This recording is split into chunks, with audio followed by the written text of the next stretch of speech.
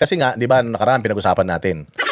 Pinag-usapan natin si Lisa Marcos. Nitong lunes, mga bossing, binabaha ang Pilipinas. Binabaha ang mga Pilipinas, ang NCR, ang Pilipino, putya, nagkandara pa.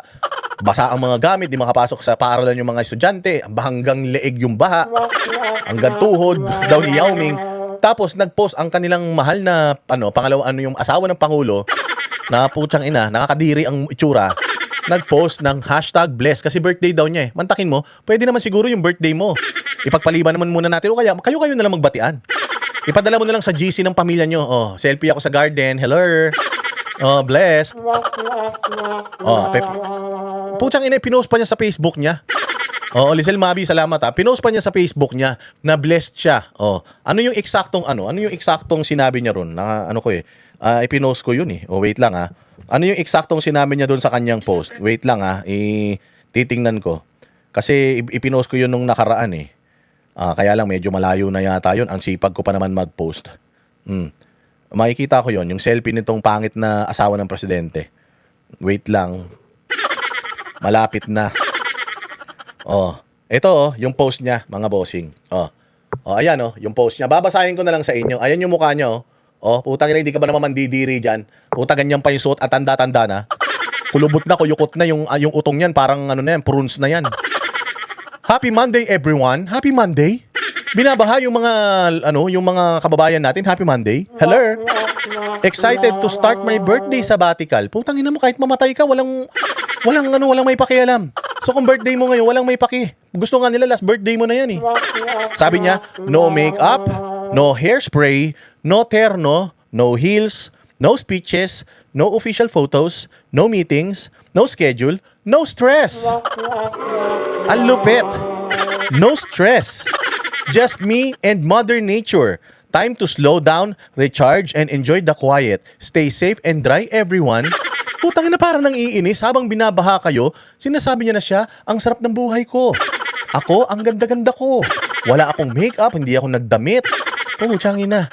Tapos, mag-ingat kayo dyan, stay dry. Ano na, diba? Napaka-insensitive. Napaka-insensitive. Putang ina yan. So, ang tindi ng backlash. Pag tiningnan niyo yung comment section, putang ina, lahat, walang matino. Kahit yung mga troll nila, hindi umubra. Galit na galit yung mga tao. Putang ina mo. Binabaha kami rito, may pa-stay dry ka pang hayop ka, no filter, no ganito, no ganyan. Tangina ninyo. Ito yung sinasabi natin na out of touch talaga itong gobyerno na ito.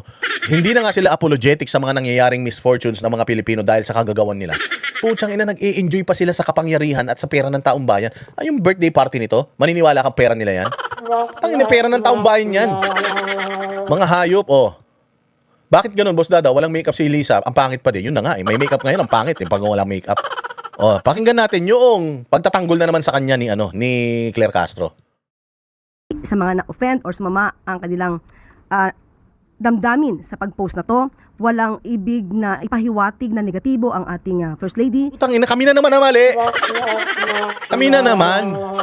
Mali na naman kami. Sa napakaraming comment dito, bubuksan ko ha. Saan na ba yun? Napakaraming comment dito sa sa post na ito ni Madam President. Wait lang ha. Papakita ko sa inyo. Ayan Putang inang yan, 33,000 comments, mga bossing. Ilalagay ko all comments. Ayan ha. Tingnan nyo. 33,000 comments. Putang kauna-unahan, ew. Pangalawa, kawatan, impacta, baki, animal. Ano pa? Sabi dito, dry. Dry. Ano pa sabi dito? No coke. Diyos ko, kahit mag-makeup ka kahit may makeup ka, mukha ka pating kokak. You're so annoying on social media. You look like a toad. Thank you very much kay Jenny Formantesa. Ilan lang itong mga binabasa ko ano pa sabi dito? Bangag kiwong. Magkakasala ka lang sa Diyos pag nakita mo ang hindot na ito. Ayan yan yung mga comment sa mismong post niya. Ano pa? Dabangag face, walang makeup pero ang haba ng sungay. Ayan walang makeup pero ang haba ng sungay. Ano pa? Kokak. Madam, grabe ang tawa ng mga Pilipino. Ayan Madam, grabe ang tawa ng mga Pilipino. Sabi pa dito, tangina, wish ko lang last birthday mo na yan. Ayan ang ganda. Happy Monday, ma'am. Sana dry and safe kayo in Monday rainy day. Wish ko po sa birthday nyo, sana last nyo na yan, ma'am. Ayan sana last nyo na yan, ma'am. Putang ina. Ganyan yung mga yung mga comment sa pa-birthday niya. Claire Castro, Kami mali. Mali kami. Kanina ko pa binabasa to, wala akong nakikita dito maganda oh. Ingat ka, baka bumalik sa yung sinabi mo, karma nasa tabi lang. Sabi ng mga trolls na bayaran. Oh, ano pa? More birthdays to come for the First Lady. Utang ina, yun lang yung mga comment ng mga nagmamahal sa kanya, wala pang muka. Ano pa? Ang pamilyang kahit saan magpunta ay minumura ng tao, 101%. Congrats. Mantakin mo. Tangina ganito, nag-birthday pala ang mga penguin. Gago. Tangina natin na yun. Hindi ako nagsabi niyo na. Oh, nag-birthday pala ang mga penguin. Mantakin mo yan. Putang ina penguin ang tingin sa'yo. Oh, ito pa isa, nag-birthday pala ang mga demonyo. Happy birthday FL, tas may tae. Sana last mo na yan. Ayan oh, tinan mo. Mga totoong tao yan. Ay, putya, napindot ko. Oh, pero mga totoong tao yan. Ganyan ang kadiri-dirihan sa'yo, Claire Castro, at saka sa amo mong si Palaka. Tapos kasalanan na naman namin. Mali na naman yung interpretasyon namin. Putya, habang binabaha kasi yung mga Pilipino, o ano ba naman na mag-post ka na lang ng, sa mga kababayan ko, alam nyo po ba na birthday ko ngayon? Ang wish ko lang, sana makaraos tayo sa hirap na pinagdadaanan ngayon. O, di sana kahit papaano parang, ang bait naman niya. Birthday niya pero tayo yung pinagdadasal niya. Di ba? Pero putang ina niyan, it's my birthday today. No makeup, no terno, no stress. No stress. Tapos yung mga nasa labas ng palasyo, stress na stress. Pinagmalaki mo pa na no stress ka. Mali kami. Mali kami. Claire Castro? Ha? Mali kami? Kami na naman ang mali, ang interpretasyon. Kailangan nating i-celebrate ang bawat taon. Tangina, may pinipili yan. Okay lang kung normal ka na tao. Gusto mo iumpog mo yung ulo mo sa pader, walang problema. Asawa ka ng presidente. Yung asawa mo, putangin na tulog habang binabaha yung mga Pilipino. Wala kayong ginawa sa kapwa ninyo mabuti. Tapos putangin na ninyo, magpo-post ka pa ng ganyan. Mano man lang, it's my birthday today. Maraming mga kababayan na naghihirap. Huwag kayong mag-alala. Nagpaluto ako ng 1 milyong food packs. Galing sa pera ko. O ipapamahagi ko sa inyo. Oh, this is my way of celebrating my birthday dahil alam ko there's nothing to celebrate. Why? Because we are in turmoil. We are in pain because of what's happening, because of the flooding. So, sasamahan ko kayo on my birthday. I will spend a little to feed the little. Diba? Oh, tangina ninyo talaga. Mga walang hiya kayo talaga. Punyeta kayo. Mga salot kayo sa lipunan. Kundi para ipabatid lang na ang isang kaarawan, habang tayo ay nabubuhay, ay mahalaga na ipagpasalamat sa ating may kapal. Gago, di siya nagpasalamat sa may kapal. Tangina, makapal ang mukha niya. Wala siya sinabi rito, nagpasalamat siya sa may kapal. Makapal ang mukha niya. Ang sabi niya dito, wala siyang thank God dito. Oh, just me and Mother Nature. Ayun, happy Monday everyone. Excited to start my birthday sabbatical. Time to slow down, recharge, and enjoy the quiet. Stay safe and dry everyone. Wala siya sinabi ditong thank God. Thank God it's my birthday. Another year. Thank you, Lord, for that. Wala siyang sinabing ganun kasi pag sinabi niya thank you, Lord, di natin alam kung si Lord of the Darkness ba yung pinapasalamatan niya. Kaklaruhin natin, ma'am, kaninong Lord ka nagpapasalamat? Kay Lord of the Darkness, Lord of the Devil, kay Lord of the, magnanakaw, Diego Chimichurri. Wala siya sinabi ditong ganun eh. Oh, wala siyang pagpapasalamat sa Diyos. Putang ina mo, Claire Castro, fake news ka. Wala siya sinabi nagpasalamat, thank you, Lord, for another year. Oo, I'm very old and I'm nearing the end of my career. Thank you for the blessings, 'di ba? Wala siyang ganoon eh. Nang iinis siya rito. Oh, tangina habang binabaha kayo. Dry ako. Hindi lang ako dry pa yung balat ko. Putsang ina, stay dry. Ayaw namin maging dry. Ayun sabi niya dito, stay dry everyone. Ayaw namin maging dry katulad mo. Putang ina ka, mukha kang disyerto. Wala kang dilig. Putsang ina ka. Ikaw na lang ang maging dry. Okay na kaming basa. Anak ng demonyo talaga tong pamilyang Marcos na ito no? At muli, hindi naman po rin nagkukulang ang ating First Lady sa kanyang pagtulong. Hindi nyo man siya nakikita. Hindi nyo daw siya nakikitang tumulong. Gago, hindi naman tumutulong talaga yan. Putang ina ninyo. Anong tulong binibigay niya? Galing naman sa pera ng pamahalaan yung tinutulong ng mga hayop na yan. Buti sana kung galing sa pera nila, okay lang yan. Pero putyang ina, buti pa sila Inday Sara pagka Pasko tsaka New Year, namimigay sila ng regalo, galing sa pera nila, namimigay sila ng regalo. Pinipilahan sila, galing pa sa malalayong lugar, pumipila isang maghapon. Pumipila kasi naging ritual na ng mga Duterte na mamigay ng regalo sa kanilang mga constituents. Buti yun, pera nila. Putang ina ninyo, hindi nyo naman pera yung pinamimigay ninyo, yung mga bigas na pinamimigay nyo, pera man ng taong bayan yan. Ang ina nyo, wag na kayo magpakita, okay lang. Hindi nyo lang siya nakikita pero tumutulong siya, ulul. Ang ina ninyo. Putsang ina niya sa ugali ng mga yan, tumutulong sila, hindi may papakita. Hindi talaga sila nagpapakita. Dahil sobrang taas ng mga tingin nila sa sarili nila. Pero behind the scene, alam natin kung ano po ang nagagawa ni First Lady at katuwang po siya ng ating Pangulo. There were criticisms and memes on social media following the post of First Lady about her birthday sabbatical. This is amid terrible traffic situation and flooding situation yesterday. So what do you want to say about it? Opo, nakita po nga natin yan at nauunawaan po natin kung may ilang mga hindi po nasiyahan sa timing o paraan ng pagkakasulat ng post ng ating First Lady.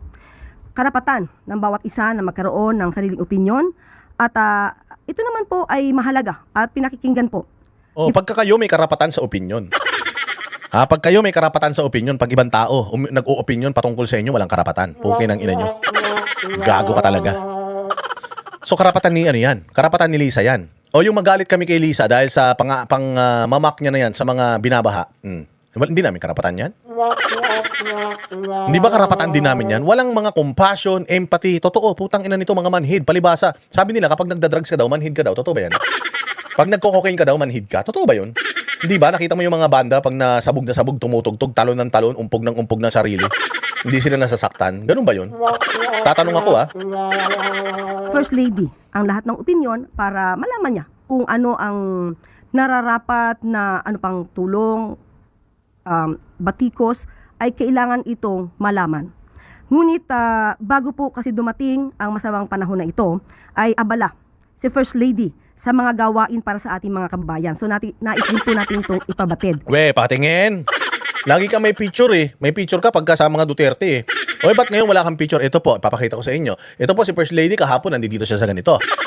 Si First Lady nung isang araw, nandito siya sa ganito. Namimigay po siya ng ganyan, ng ganyan, ng ganyan, ng ganyan. Wala ka may ipakita eh. Puta, kalokohan niya.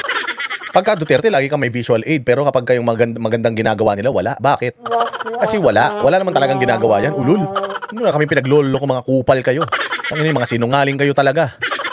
Sa ating mga kababayan dahil bago nga po dumating itong malakas na bagyo kahapon, ay nagkakaroon na po at gumagawa na po ng aksyon ang ating First Lady. Kabilang na rito yung pamamahagi ng rice assistance sa mga senior citizen. Tangina mo. Hindi. Trabaho ng gobyerno yun, tsaka hindi nyo pera yun. Hindi nyo pera yun. Pera ng taong bayan yun. Hindi yung galing sa savings ninyo. Hayop kayo. Nakaw nga kayo ng nakaw eh. Hindi nyo man lang bawasan yung nakaw nyo. Buti pa si Robin Hood pag nagnakaw. Binibigay sa binibigay sa tao eh. Kayo hindi. Sa Negros Occidental. At may bagyo man o walang bagyo, nakikita po natin ang pagtulong ng ating First Lady sa pamamagitan ng Love for All. At nais lamang... So utang na loob namin yun? Alam mo, Claire Castro, simple lang.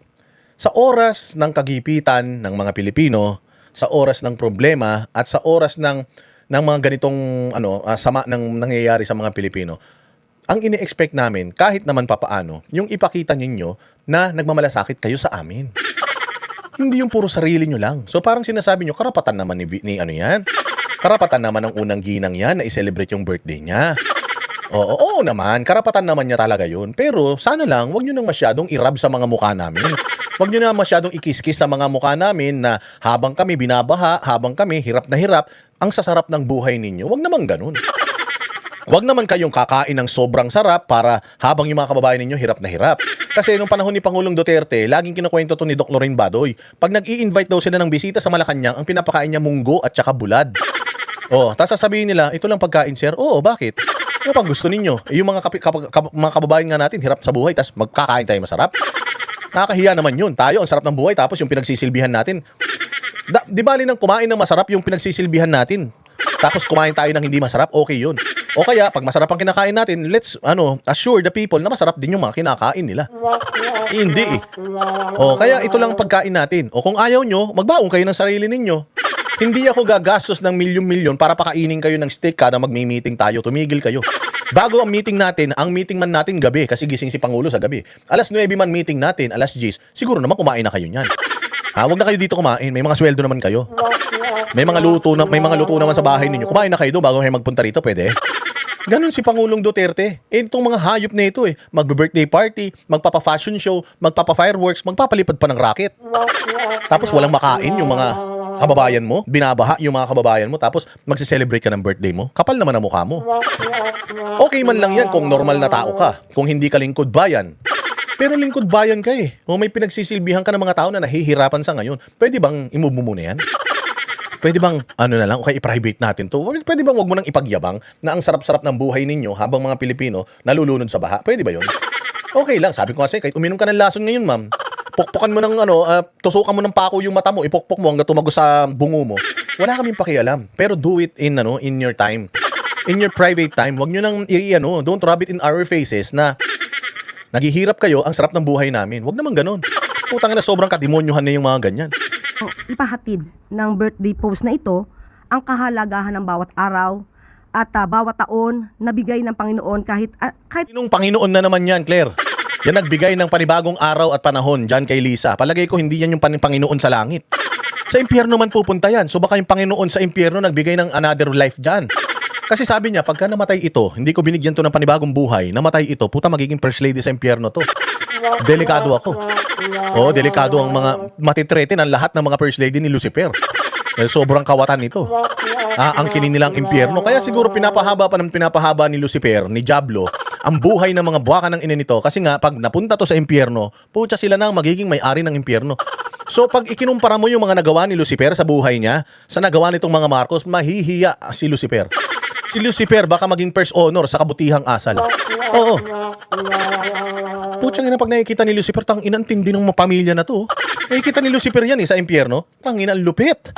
Ang lupit. Putsang ina, binati pa yung mga kababayan niya. Mantakin mo, binabaha na. Putsang ina, inasar niya pa. Ganito kademonyo mga to. Tang ina, sobrang bait ko pa pala. Pag nakita nila na, putang ina, ang tindi talaga ng pamilya na to. Nagnakaw na yung tatay. Pinahihirapan ko na yung tatay dito. Puta, inulit pa. Diba? Nakikita ni Lucifer yan eh. Kaya sabi nga ni Lucifer, putang ina, delikado ito. Mas demonyo sa akin to. Pag ito napunta ng impyerno, putsang ina, sigurado assistant na lang ako. Hayop talaga, no? Diba? Mahihiya si Satanas sa sobrang sama ng loob ng ugali nyo. Alam ko, palagay ko nga si Satanas baka mag-alsabalutan na yan eh. Pag dumating kayo dyan, alam niya masisipa na sa kapangyarihan eh. Kinuha nyo na yung kapangyarihang itim sa kanya. ano pang dilubyo o pagsubok ang kinakaharap natin. At doon sa post na yun, makikita po natin bago magtapos ay may mensaheng, stay safe and dry. Yun ay simpleng pagpapakita ng... Di ba? Stay safe and dry. Putangin na mo. Ano stay safe and dry? Wala nang lahat ng parte ng bahay namin may tubig. Paano stay? Parang nangiinis pa nga eh.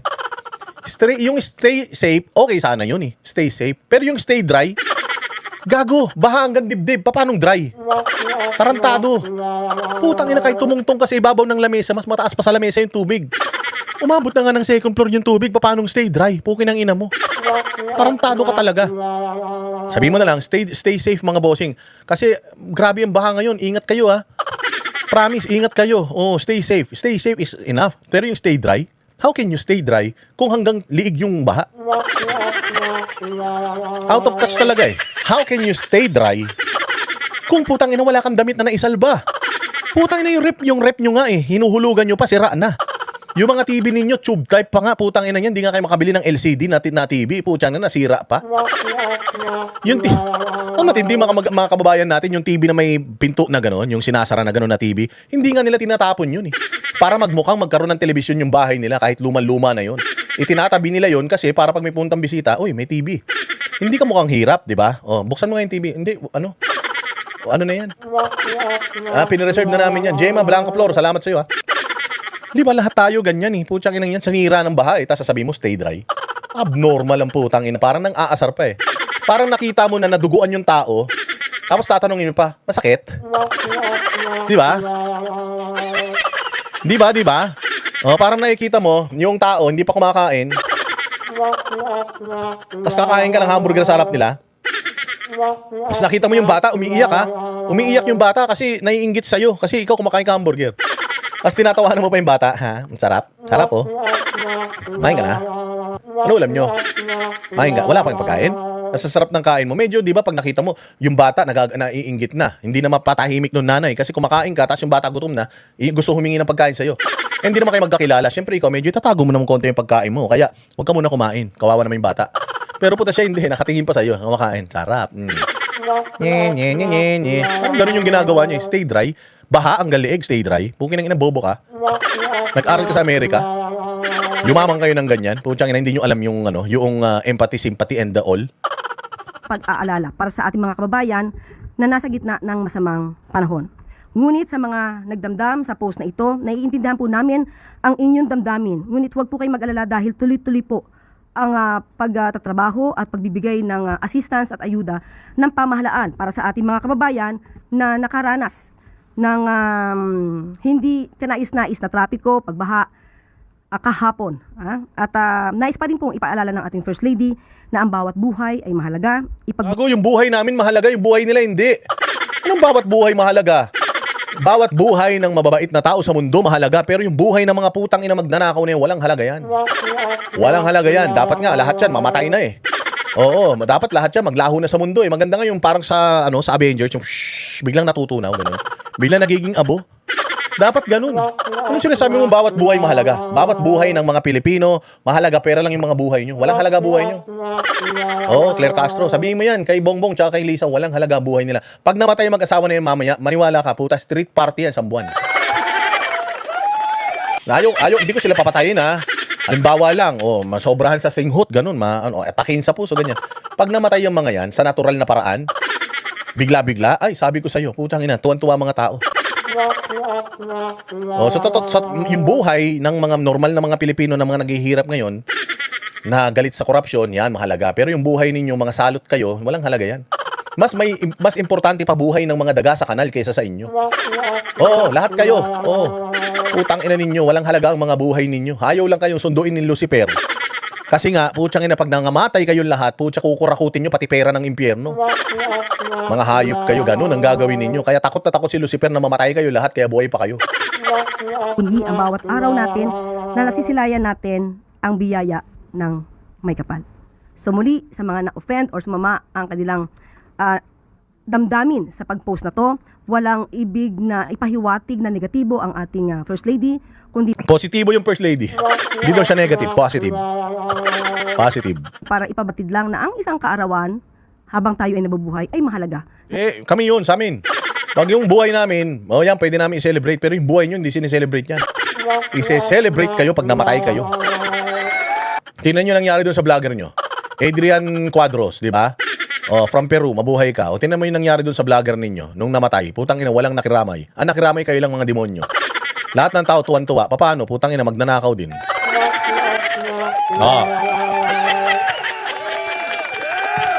Durog na durog ba? Ha?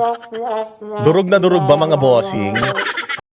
Kami ang boses ng masa, hindi natatakot. Katotohanan lang, di kami nalulunod. Walang bahid ng sismis, lahat ay totoo. Kahit sino ka pa, pag mali ka babanatan ka.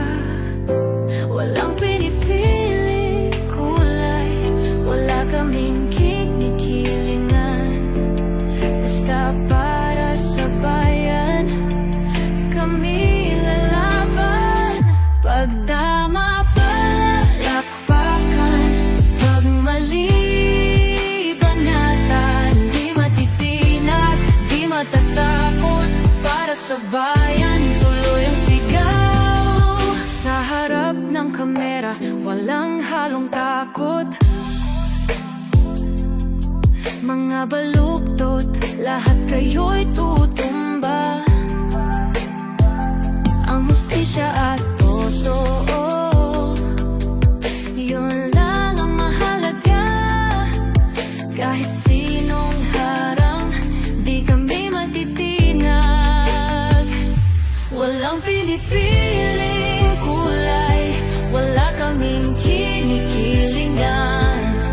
Basta para sa bayan, kami lalaban.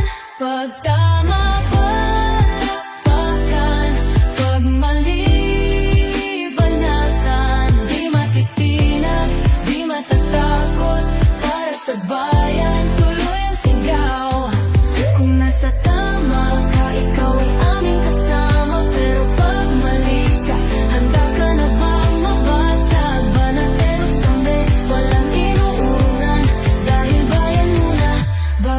ang sarili.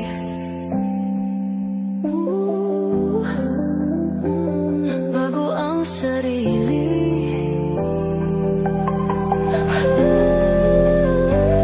Pag tama palakpakan, pag mali banatan, banatersang sigaw, katotohanan ang laban.